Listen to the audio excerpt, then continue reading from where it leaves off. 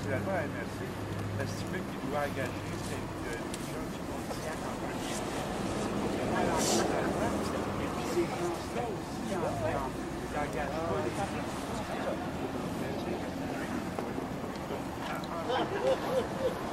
Mike Gravel reporting for Pontiac TV. We are here in Fort Collonge, Mansfield, at the Ressources Naturelles Fonds et Parcs at the office here across from the CLLC.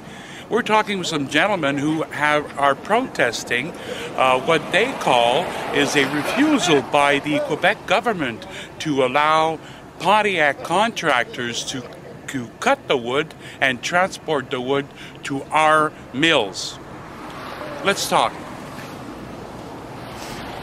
You are who? My name is Guy Fregon, and I'm the Vice Chief of the Confédération des Peuples Autochtones du Québec. Give me your interpretation of the problem currently with the wood industry in the Pontiac. Well, in Pontiac, they have all kinds of people cutting in the wood that come from outside of the Pontiac area. And the Pontiac area has lots of woods people that need work and want to work, but are not being hired by these outside contractors to do the work.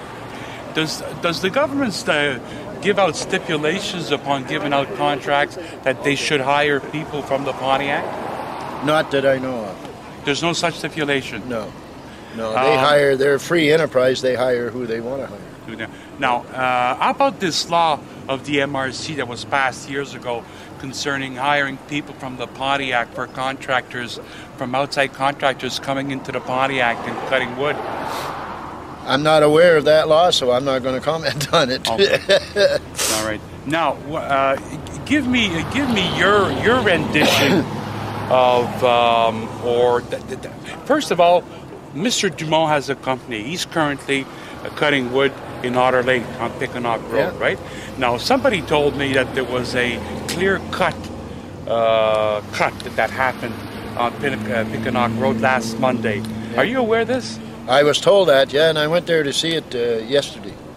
And it was? Yeah, there's a clear cut. Or it was going on. We stopped it yesterday.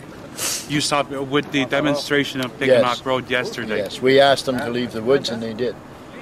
The cutters and the people who were there, we asked them to leave the forest area, and they left the forest area. Does it not take a permit from the government to do this? To clear cut? No, I don't think that they need the permit to clear cut. They need the permit to go in and cut. And cut, period. With me in my organization, which is SAPEC, we believe that the government doesn't really watch private businesses close enough to see what's really going on. Yeah. We believe that clear cutting is going on in many other places, and it has to stop. Yeah. Because what's going to happen is 7 generations from now, we're not going to have anything for the children that are going to be here. That's right. We're not going to have any wood. We're not going to have clean air. We're not going to have anything we can drink. And the governments know this. They've known this for many, many years. They've known that there are other methods of cutting that would produce almost as much wood, and that you could go every 20 years and cut into the same forest, which is select cutting. I heard today that we had like 400 million hectares of land in Quebec forest area. If we do, that means you could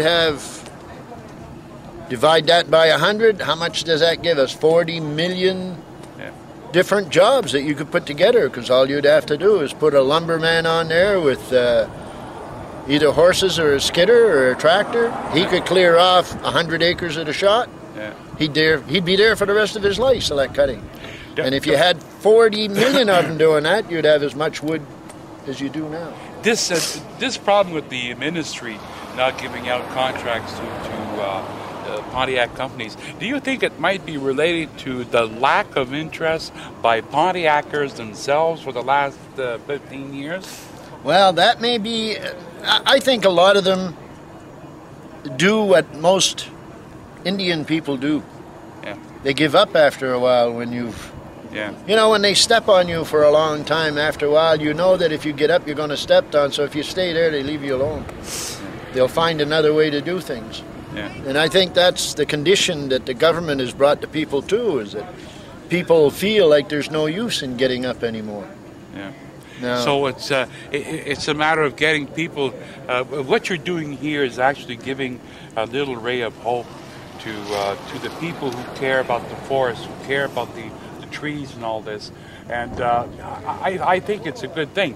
But in another way, we have to say, well, there's a reason why the ministry is not giving us the contracts, and it's important, in my view, that to have this. We have to find out why. Well, I mean, the question I would ask if the minister was standing in front of me would be, why is it that you are discriminating against the people of Pontiac? Is it because so many of them are off-reserve, non-status Indians? Yeah. Indians or Métis? Or Métis. Sure, because I think you'll find if you did genealogy of everybody here, you'd find that there's an awful lot of people with Indian blood living in this county. You got to be kidding. No, I'm not kidding. You think it's a bit of a racial thing? Of course. You think so? Sure. I don't. In fact, I have no doubt about that. I've been in this business of working, trying to help people of native descent for the last 30 years. And if I could take the time to talk to you for the next 16 hours, I could give you more stories than you want to hear about things that government does to downtrodden, the people that are already downtrodden, and how they leave it. Like off-reserve Indians is one case, and just very quickly, we get nothing from anyone, and we're Indians like the people on the reserve, but we get nothing. So the lie began in 1853 when they built the reservation system. If you went to live on a reservation, you were registered. If you didn't, you weren't registered. If you're not registered, you don't exist. And that's not true. Yeah. The Crown land, if you look at the Royal Proclamation, was land left for Native people of Canada to use, to be able to use and survive. Yeah. They've taken it over and said, oh, it's public land. And okay, we didn't say much about that.